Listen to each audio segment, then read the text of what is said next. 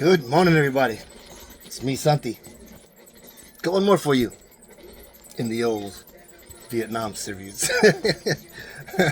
But, okay, it's a new one. Got this one. I thought it was pretty cool. It was kind of complicated and kind of easy to put together, but he kind of looks like somebody else. And you'll see in a second, okay? He looks more like somebody else than the other one did when it was done. Yeah. Well, you'll see in a second. Hold on.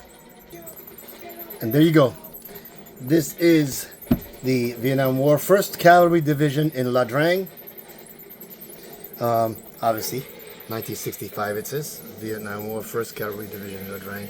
This is one of the soldiers from that famous battle from the movie We Were Soldiers with Mel Gibson. The box. I like the box. It's nice and shiny.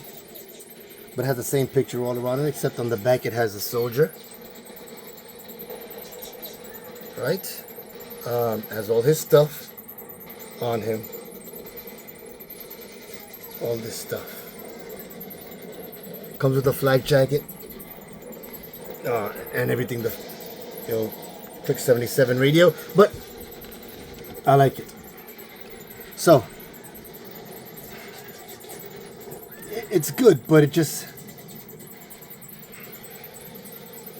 I don't know. It doesn't say who it's supposed to look like. I know who it's supposed to look like. You'll know who it's supposed to look like too, but it doesn't. Besides the point, let's get to the figure. Hold on. Boom! There he is. Now, let's talk about the mistake. Right there. Why? His hand came in broken, but that's okay. It's not a big thing. I put the tape on there to hold his hand. It came broken in on the joint. But that's not a big thing. I'm gonna switch that and put some gauze looking stuff. Maybe paint a little bit of redness on it to make it look like blood, like an injury. But that's okay.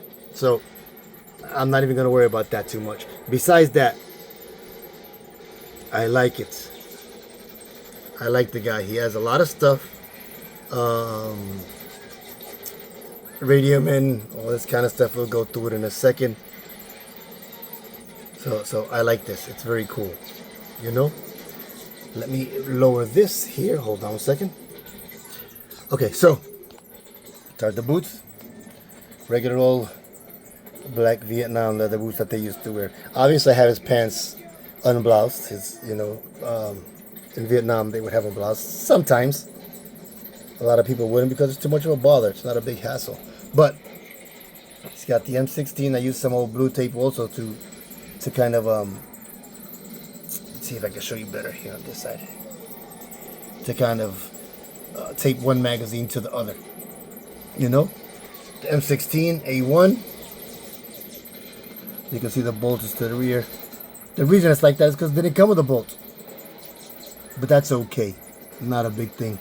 I don't mind that too. M16 3-prong flash suppressor. Pretty cool. Let's go to the front here. Got the bandolier.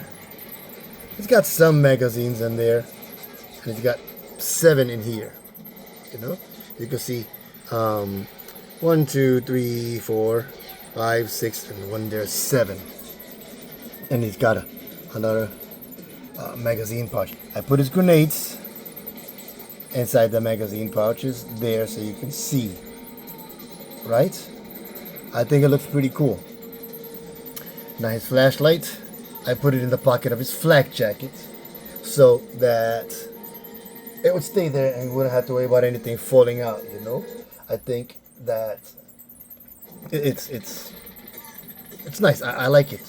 It's authentic. His flak jacket looks faded, which I think was pretty cool too. Issue it to some other guys before you issue it to him. And then that's how it goes. Watch. Broken wrist. One canteen and the butt pack. On the butt pack I put the smoke.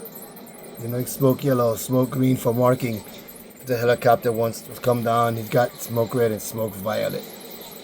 You know? And that was so that when you're in the field and you call for a medevac or whatever, the chopper is going to say, hey, we're heading in, pop smoke, you pop smoke. And the chopper will tell you what color he sees. Okay? If he sees a color and if he sees red and you popped green, then you're going to say, no, stay away because he's going to the wrong place. All right? So that's what they would do over there. That's what we do nowadays too. Radio, Prick 77. I've got one of those 2-quart canteens tied here to the side.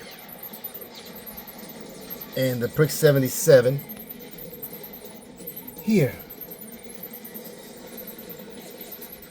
All right, it was like that new stuff. What you did, you turn on you put the frequencies by turning those. The dials, you dial it in, you put whatever frequency it was, and you're good. He usually has on that Prick 77, he would have an antenna, right? The antenna, I got it right there. Doggone it, hold on. Sorry guys, I had to get a light. But you see in there, right? That right there is the antenna. That folded up part is the antenna. And this, of course, is the handset. I put the handset in there too, because that's where it would go. In this little bag here, you'd have the 3-foot tape and the 10-foot whip, and the handset. You'd have it if you weren't using it. If you were using it, it'd be stuck somewhere around here, hooked onto your 782 gear. You know.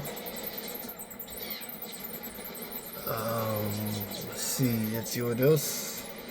Bayonet, which I think is pretty cool looking, right?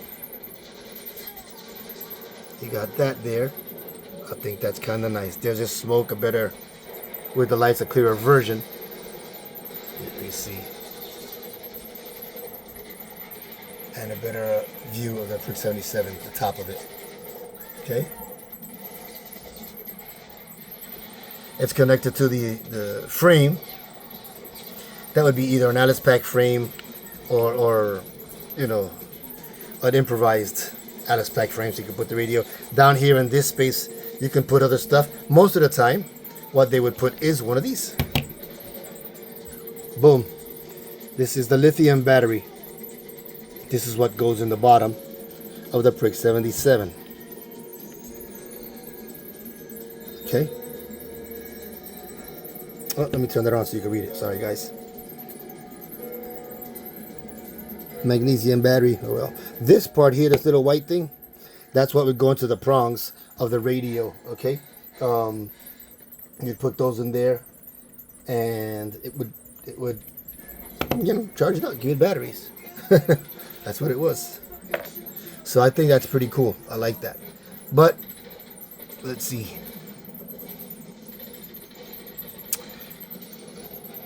The face. It doesn't look much like it, right? But if you give me a second here, hold on. There you go, without his helmet. Who is that supposed to be? Look at the haircut. Look at the receding hairline. What movie is it supposed to be? If you ask me, I think that's supposed to be Forrest Gump. You know? Kind of looks like it. The box does not say anything about Forrest Gump. I don't know. I think it's supposed to be him. Kind of looks like a Bubba Gump. I mean, you know, Forrest Gump. His helmet. Hard style. I like that. That's very cool. You know, you don't have to worry about it breaking. To put it on, they always have the what do you call that? Not the lining. The part that goes on his head.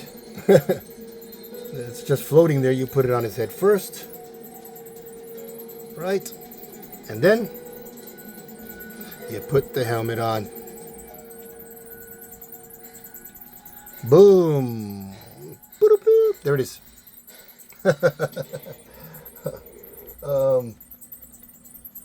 All this stuff here. I like this. I like this guy. I think he's pretty cool looking. You know? I think it's pretty cool looking. M16 is just like the originals that they used to get.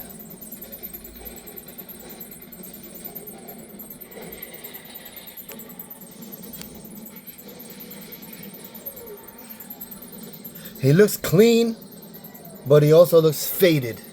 You know, the uniform looks like it's been out there in the bush for a little bit. His helmet might be a little bit newish looking, but I kind of like it. You know, I kind of like the way it looks. He's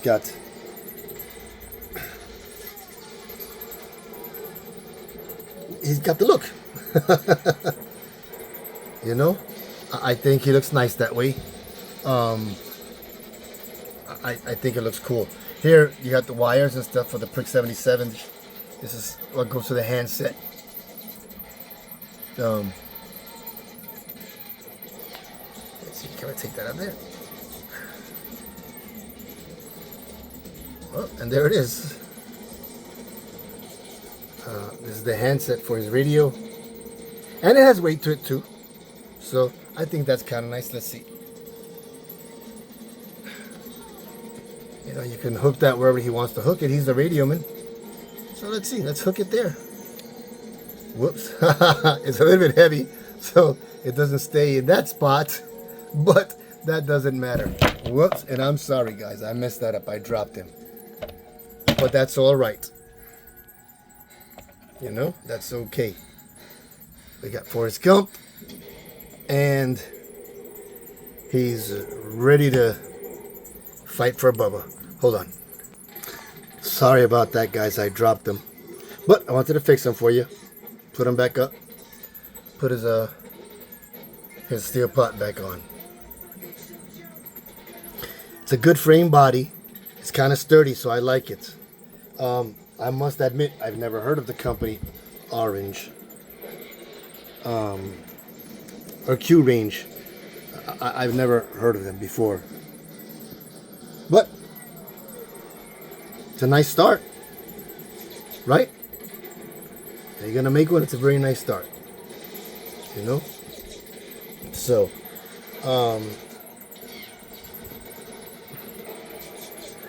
that's it. This is the Vietnam War 1st Cavalry Division in Drang, 1965. And while it does not say Forrest Gump on it, the face tells me Forrest Gump. So that's it. All right, everyone.